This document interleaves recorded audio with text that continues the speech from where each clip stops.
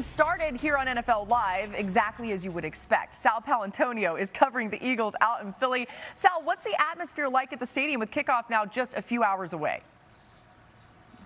Hey there, Laura. Look at this spectacular day for football in South Philadelphia. But I want you to check this out to get the mindset of this town. This was at 5:45 this morning. Over 14 hours before kickoff. I was here in South Philadelphia to help the local ABC affiliate kick off the coverage. And I got to tell you, I was shocked to see tailgaters out here in South Philadelphia 14 hours before kickoff. And it has just built over time. The energy here is amazing. Now, that's the mindset of the town.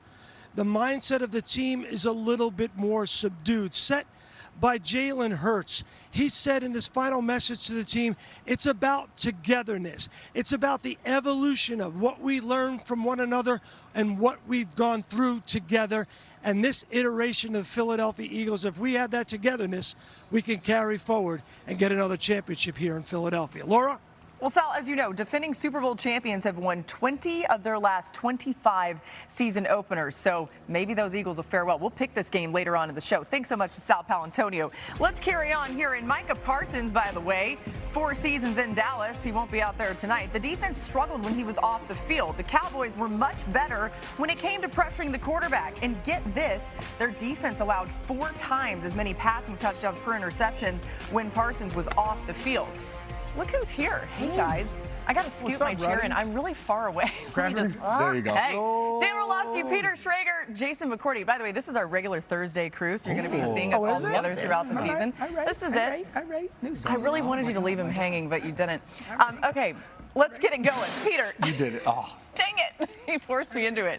No Micah on that front for Dallas. What exactly do you expect that unit to look like tonight? You know, they're not exactly shaking in their boots about losing Micah Parsons on defense. I've spoken to some sources in Dallas, and maybe they're just trying to sell it, and maybe they're just trying to cover up an ugly wound by making it seem better than it is. They like their signing of Dante Fowler. They like Sam Williams. They like that they drafted an edge rusher in the 2nd round out of Boston College who they think can make an immediate impact.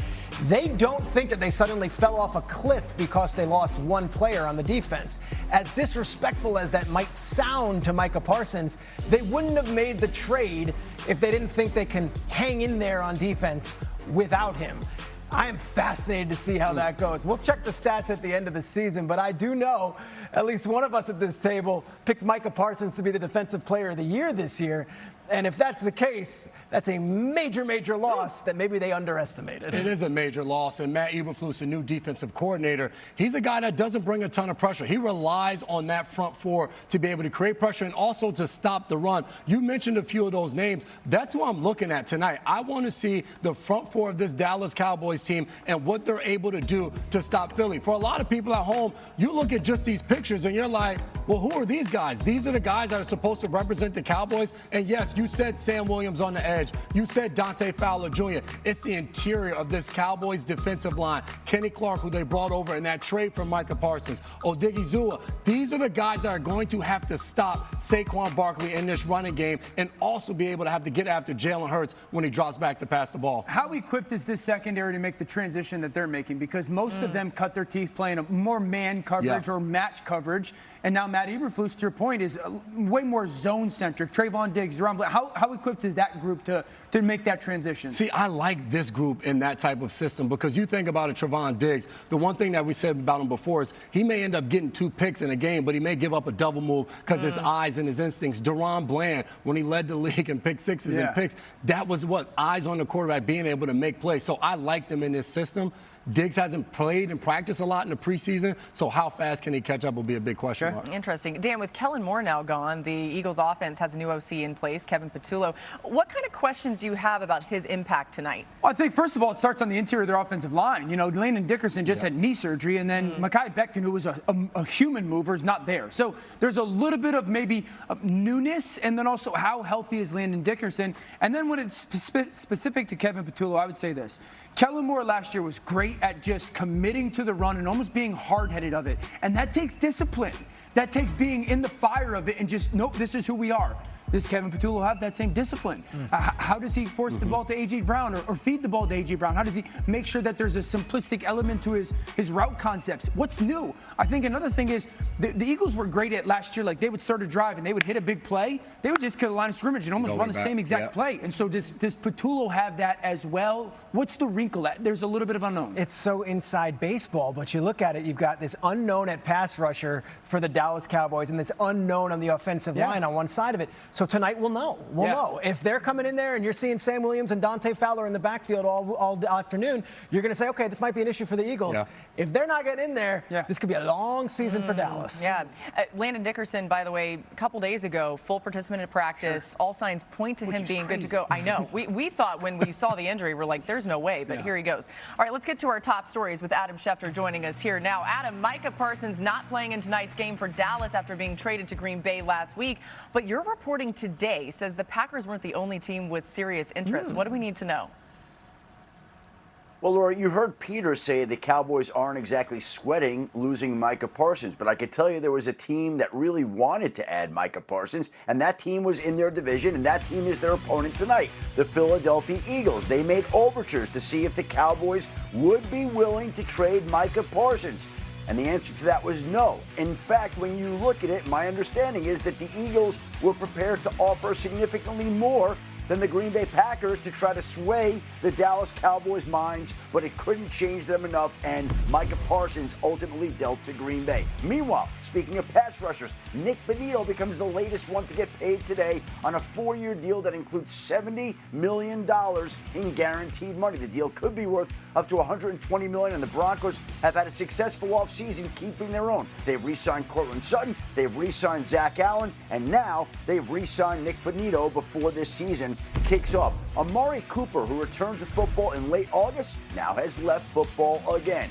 He walked away from the Raiders, retired from the game today. There was questions as to how he would fit in, and right now, obviously, he thought it would be easier to just move on, go a separate way, and so a receiver that the Raiders didn't have during the summer, they will not have for the regular season. And there will be a big game in Buffalo on Sunday night. Everybody remembers what happened in the playoffs last year with Mark Andrews when he had that devastating drop of a key pass that was pivotal in the Ravens' divisional round playoff loss to the Buffalo Bills. Andrews gets a chance to go back there on Sunday night, make amends, and he'll have the opportunity to do it in a game where it looks like the Baltimore Ravens also will not have their other tight end, Isaiah Likely, who suffered a foot injury earlier this summer. Likely not practicing again today, which would be a sign that he's not going to be active on Sunday night. So it looks like Mark Andrews may very well get the chance for a little redemption on Sunday night.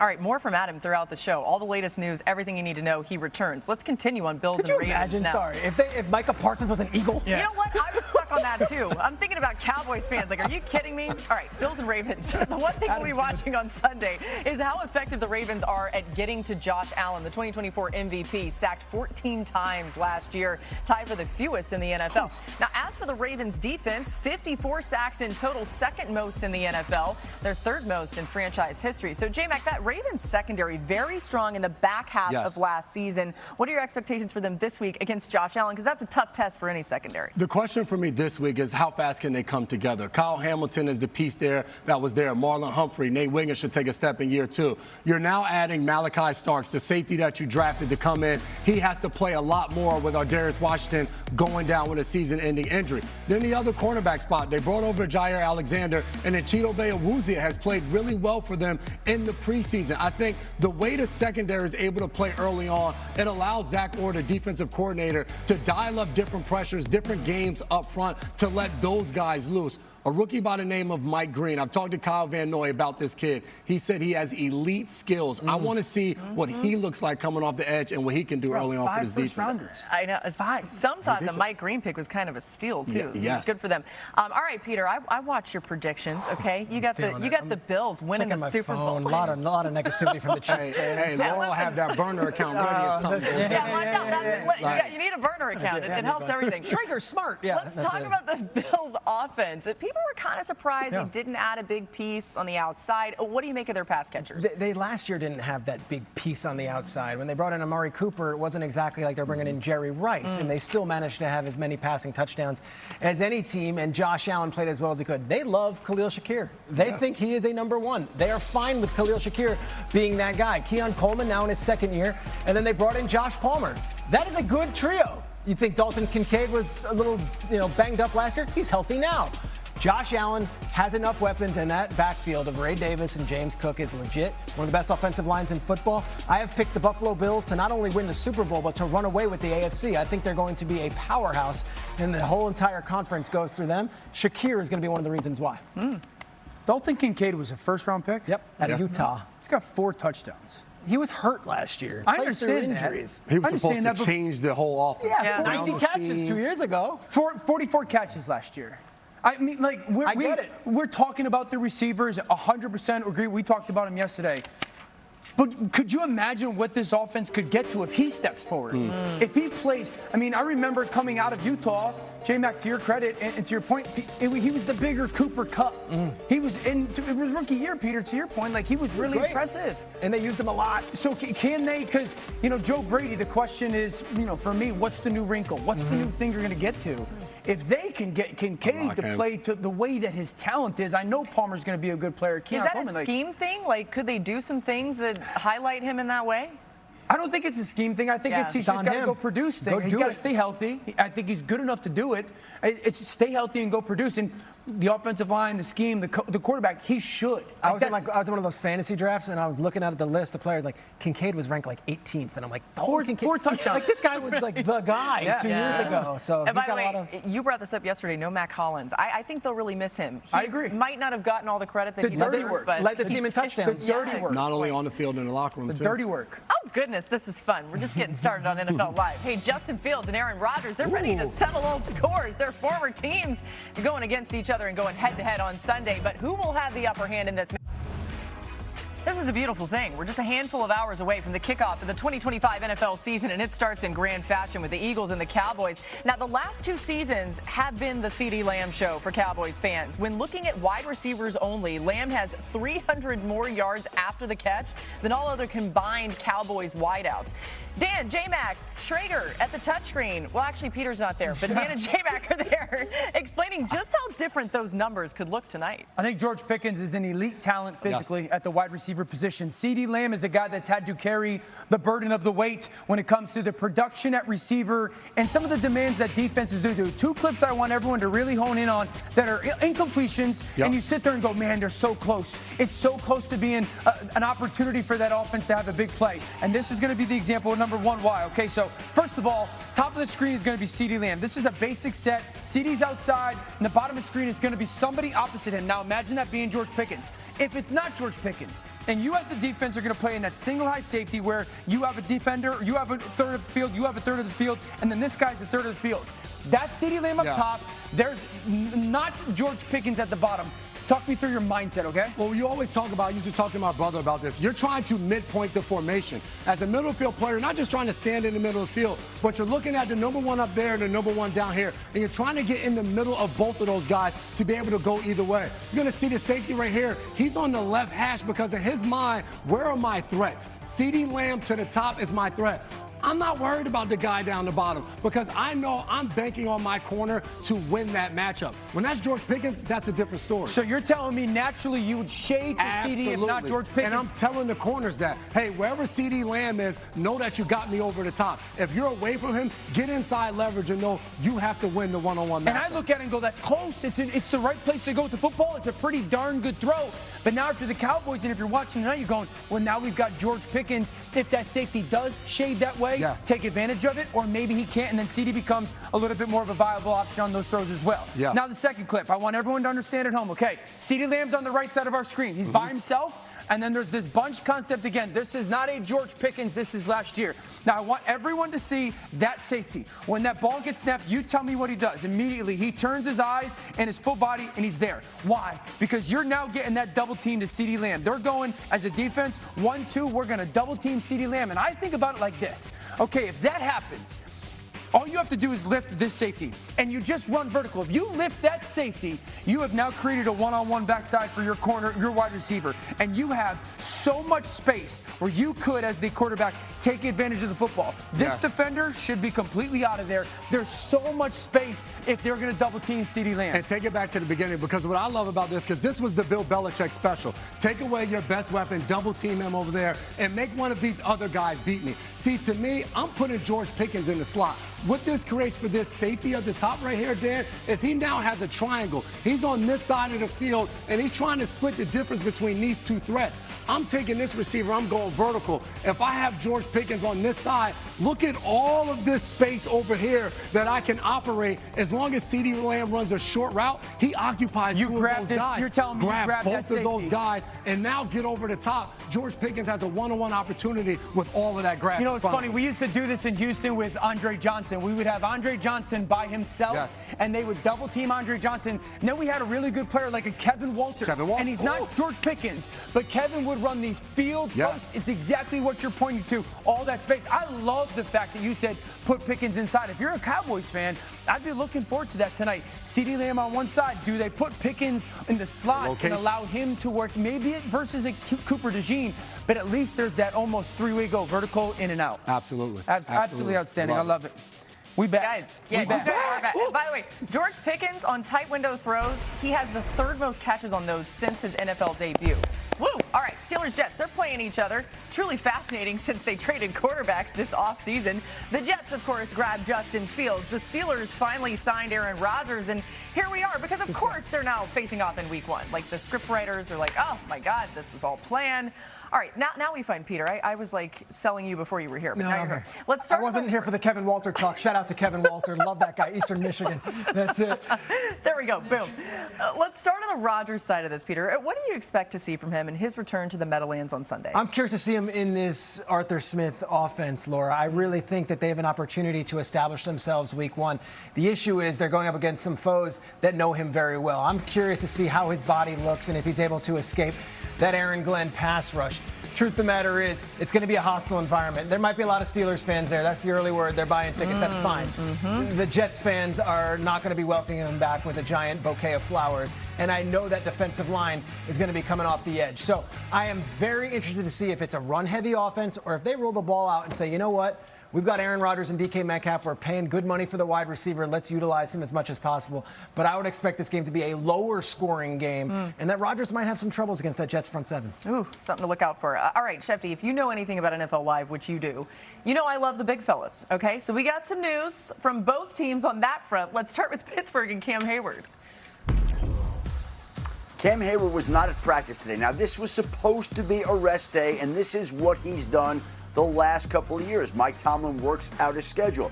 But the Steelers still have not reached any type of agreement on a contract for Hayward. And again, he's been looking for an adjusted deal. The two sides struggling to get there. And this bears watching ahead of Sunday's game against the New York Jets, in a game in which the Jets will be without their starting guard Elijah Vera-Tucker. Turned out a second opinion confirmed that Vera-Tucker does have torn triceps. He's out for the year. He's going to have to undergo surgery. Not a good situation for the Jets, who lose a starting offensive lineman and a really good lineman on the eve of the season before they have to go up against the Pittsburgh Steelers. And moments ago, just said that the Houston Texans are expected to be without their wide receiver Christian Kirk on Sunday against the Rams due to a hamstring injury that my understanding is could sideline him a couple of weeks. The Texans are going to be cautious in his return. We'll see when he's able to make it back, but he's not going to be able to make it back for Sunday's game against the Rams. I'm sure he'll be ruled out tomorrow, and he will not play on Sunday in LA. I think that's a far bigger loss than many of us might expect, considering that their wide receiver room isn't as deep as other teams, and they were expecting Kirk to be one of those guys. Adam with breaking news, obviously, but that's even more pressure on fellow Michigan man Nico Collins, who's going to have to step up and truly be one of those number one guys, as he's been held in that conversation all offseason. Yeah, we've certainly talked about his capability to do that when he's healthy. I like the Michigan tie there. Adam loves it too. He knows. It's good on NFL Live. Barkley over 100 rushing yards. George Pickens to catch at least 5 passes, and Dak Prescott to be held under 2 touchdowns. If you like those plays, we've parlayed them together on the ESPN Bet Sportsbook app at plus 707. Look for the more or less featured parlay on the homepage and in the parlay lounge. And with that, we are delighted to have Stephen A. in our studio. How are you, Steve? Do you see Dan Orlovsky style, how it in a nanosecond it is just elevated? Yeah. Do you see this man right here? all the time. I try. I really do. How do you feel rocking those shades? Do you? You don't sound like it. Okay. I'm very uncomfortable. That's okay. You feel great. Stephen A. I feel great. You have had quite a week with Jerry Jones and Micah Parsons, but now it begins. What are your expectations? Not necessarily just for tonight. Did you just ask Your expectations? Yes, sir. let me tell you something right now. Third place, it was a given. That's where I had the Cowboys in the NFC East. Now we have to entertain the possibility they may be in last place. I mean, where they gonna get some defense from? Well, I mean, you can't get to the passer. You're gonna have quarterbacks gonna have more time to throw without Micah Parsons having to worry about. And obviously, that just sets things up. And as a result, it's gonna force Dak Prescott to step up even more, throw the football even more. He'll get his numbers. But will he get wins? That's the question. And we will start. Just kind of pause. We're like, what if he does get wins? Let me ask He's you not this. gonna get wins. Dante Fowler, 3rd overall pick by the Jags. He just came off a 10-sack season with the Commanders. He comes over. Does he make a dent in place of Micah Parsons? No, not at all. Listen, I keep trying to tell y'all, it's inevitable. Just wait. Be patient. I don't want them to stink up the joint in September or October. No, we want them to be competitive and then plummet. You understand? Because that involves the misery. Build the drama. Loves the chaos. Dak Prescott will do that for you. The man wins games. 30 games over 500 starting quarterback. It's a regular season. It's the playoffs that you got a problem with. Except this year they don't have a defense, so they're not going to make the plays. He might resemble Joe Burrow from last year. Might throw for nearly 5,000 yards and still lose. Quickly, Stephen A., of course, a former columnist for the Philadelphia Inquirer. Yes. What are your expectations for the Eagles this year as they try and defend their championship? I think they should be the favorites to come out of the NFC. I think when you've got the pieces that they have and they remain in place, Howie Roseman knows what he's doing. Hurts is behind center. You've got Saquon Barkley in the backfield, A.J. and Devontae Smith and those brothers, an offensive line that's considered relatively elite compared to most of the NFL. I don't see how you can dismiss the Eagles. I know Green Bay, Detroit, even Tampa Bay are teams that you have to watch out for. L.A. Rams, not so much unless Matthew Stafford is healthy. But I'm just of the mindset that the Eagles, they got all the pieces. I just can't see them. I don't see anybody beating them in the NFC. Dan has sort of like an Elton John vibe working with those glasses. Rocket Man. That's right. Don't do that. Don't do that before I take the glasses. You're looking very good. You really need a voice. And so as the season kicks off tonight, guys, you have any thoughts for Stephen A. Smith as you the opportunity to chat with Stephen A. before first I take like begins these guys. there? Yeah, it's just him walking in. Listen, Stephen A., friend of the show. Friend of the show. Yes. Friend of the show. Joined us at the Damn, there are a lot of friends of the show. We gotta get you on there, Chef. I know. Right. Dan and I would like to be friends of the show, too. Dan was supposed to come in August, and he must have And punted. you left. You went out of town. I was there, and I said, All right. No, that's you out BS. of It's a town, kid's huh? show. I'm not going to cut Dan's, that BS. Dan's problem is he likes to do shows from his kitchen. That's the problem. Yeah. That's the problem. Here's what I like from Stephen A. I know he likes to put all this hate on the Cowboys. I would love to see, like, if the Cowboys do this, then Stephen A. has to do that. I would love to put him some skin in the game in that way. Wow. Maybe it's a first pitch again. I don't know. Whatever. I know you ain't bringing up first pitches. I know you didn't just do that. I know you didn't just do Check the that. box, didn't I, Stephen A.? I gotta check the box, didn't I, out there? Stephen A.'s got to get set and go over to first take. Thank you. We'll see you in a couple of minutes. Stephen A. and Company starting in 6 minutes. those are worth more than my house. I believe you. If it were not for your wife, I know she would not let that happen. As you can see across the bottom tier, we've got everybody picking the Eagles, but last minute, I'm sort of thinking of changing my mind. I think this game is a lot closer tonight than people think. These first games always have like a weirdness to them. Yes, they do. The Cowboys, with everything that's gone on, I have a feeling they're going to play big. I certainly like ESPN Bet Sportsbook. Going to use the whole group here to build this out, so pay attention, people. Dan, we are starting with you. Over under 1.5 touchdown passes for Dak Prescott tonight. I'm going to go over. I'm going to say Dak gets to 2 tonight, and I think one of them is going to cover some decent amount of space. I really believe that they're going to throw the ball a good amount tonight. You don't want to get caught just trying to run against this Eagles defense, and you have to test the corner opposite Quinyon Mitchell to see if they can hold up versus 2 premier receivers. I think he gets 2. All right, going to go to J-Mac now. Saquon Barkley put up 109 yards in the team's opener last season. Over under 94.5 yards on the ground for him tonight. I am going under. And this has less to say about Saquon Barkley, more to say about the situation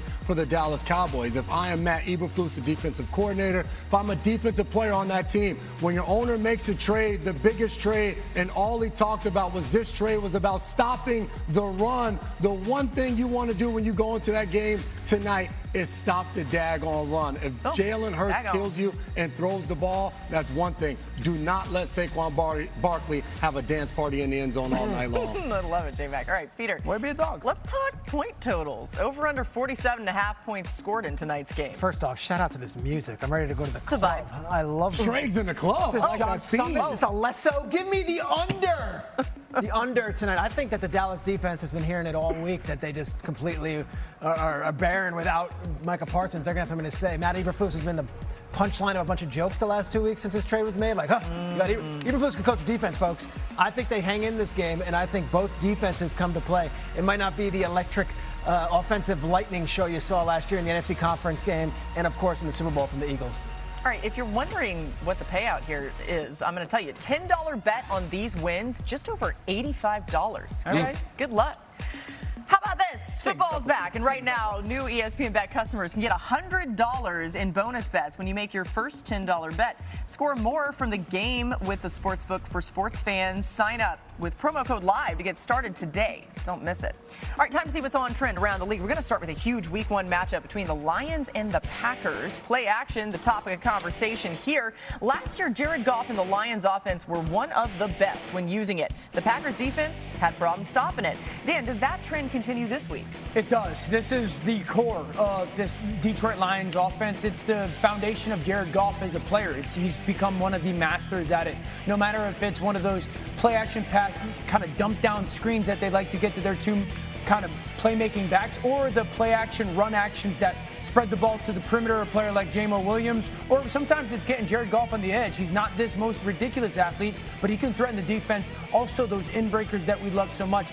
Green Bay's defense is very good. I still think this is a core staple of that Lions offense. The Giants quarterback room has had its problems in recent years. Since drafting Daniel Jones 6th overall in 2019, the G-men rank worst or second worst in quarterback metrics across the board. New York has had 9 different starting quarterbacks in that span. None of them have a winning record. Peter, lots of optimism, though, about Jackson Dart coming off that preseason, but it will be Russell Wilson under center Sunday against Washington. Does the trend of bad QB play continue for the Giants this week? Shout out to Jake Fromm and to Tommy DeVito and a lot of these guys. I think they've got Russell Wilson under center to start the season, and then Jackson Dart is the hope in the future. I think Russell Wilson plays pretty well against Washington this week. I think the Giants can beat the Commanders in Washington because of their defensive front four getting after Jaden and that Commanders offense. That said, I don't think any of these guys are going to the Pro Bowl this year, but it is a significant upgrade from what it's been in New York. Let's go to the Chargers now, where Jim Harbaugh is ready to start year 2 in L.A. Good thing for him, he's never lost a season opener as an NFL head coach. 5-0, his teams average nearly 30 points a game. And get this, in 5 season openers, his teams have 0 turnovers. Does Harbaugh's Week 1 win streak continue tomorrow in Brazil, J-Mac? Man, Laura, that's one hell of a full screen right there. 5-0. I'm going to say, no, the trend does not continue. I'm rolling with the Kansas City Chiefs. All offseason, all they've heard about how much their division has improved. The Broncos, the Chargers, the Raiders have gotten so much better. I think they're ready to go and show, coming off that Super Bowl performance, that they're still a team to beat in the AFC. And, oh, yeah, Patrick Mahomes has a new left tackle to give him more time. Oh, let's talk about that. A new on NFL Live. Mahomes took the microphone down in Brazil, talking about at length his new blindside protector, Josh Simmons. I'm super excited for these guys to have the opportunity to go out there and accept the challenge. You know, Josh has had a great camp, and he's had a great offseason. He had a great college career, and now he gets the next challenge of playing in the NFL, and I think he's ready for it. And so I think throughout the whole offensive line, they've taken it personal and want to showcase who they truly are. We got a lot of great players up there, and I think they're ready for the challenge. Dan, just how important is Simmons to the success of this offense? You can make the case right now. Is it important of a player that they have in their offense? Wow. Yeah. Here's why. Okay, so we've heard all offseason, rightfully so, want to push the ball down, get the explosive pass play back to their offense, right? I agree. That's needed. They've only so many years RPO'd teams to death. Yeah. There's two ways to do it in ball. You know this. Like, one, we just line a guy up there and we throw him the football. There's not a lot of people on the planet like that. We're talking a Julio Jones type of, a Calvin Johnson type of guy. The second way really is to play action people and displace people. In two ways that you have to go about doing that is you have to vertically pull the defense down the field, and then you have to have time to hold on to the football. And I think that's one of the reasons why they haven't done it, is because they don't have the time. And so if he steps in and has become a legit franchise left tackle, then that brings part of that part of their the offense back to that team. And listen, if he doesn't, I don't think they can. Him being back allows Xavier Worthy, Hollywood Brown, the best thing that they bring to the table is their speed and getting vertical. So now when you have Simmons there, you don't have Joe Tooney playing left tackle. Right. Kingsley Suamataia now can move into the guard position. So that strengthens your entire offensive line. I think the other piece of it is now you have a guy like Isaiah Pacheco who's healthy. When you shore up that offensive line, you can run the ball more. So when you talk about getting vertical, when you're running the ball and you have a guy like Pacheco, now you can go play action and get that ball down the field. Last year at the end there, Mahomes was having catch with Sky Moore and Justin Watson, and nothing against DeAndre Hopkins at this stage in his career. Yeah. To have a healthy Rice and a healthy Hollywood Brown and to have a healthy Pacheco is so huge. I wouldn't look at that Eagles performance in the Super Bowl where they dominated the Chiefs and say, that's the Chiefs of this year. It's a completely better offense than it was last season. The offenses that in the pass game create those chunk throws. I'll go to Philly tonight. A.J. Brown would be one of those guys. You just put him out there, we're throwing the ball to A.J., you know? But the other teams that do create that stuff, it's the Detroit Lions, it's the Green Bay Packers, it's those teams that are play-action pass-centric, the Baltimore Ravens. And you have to have an offensive line that you truly believe can hold up for 3.5 seconds. Because it takes time to get those chunks down the field. And if you don't, and if Simmons can't do it, you can't do it. It's a lot to expect from a rookie. I mean, it's going to be interesting. I've heard they love him. Yeah. I've heard they love him. And he's fully healthy. He would have been drafted a lot higher if not. By the way, we're trying to be a little more optimistic about the Chiefs, but you didn't pick the Chiefs. I didn't. First time in forever. I picked the Bills to beat the Chiefs, and I'm hearing about it from Chiefs fans. I hope so. I think it's time for Buffalo to finally break through, and I think Kansas City's your 2 seed in the AFC. Yeah. Still like them. Yeah. Maybe they go 14-3, not 15-2. I like them. I don't love them. We're getting so close to kickoff. The 2025 season begins tonight. Look at Lane Johnson, the big fella arriving there. He's got the cool shades on. Remember, he's playing after that meniscus repair 3 weeks ago. Interesting to see what the health of this Philly O-line is like.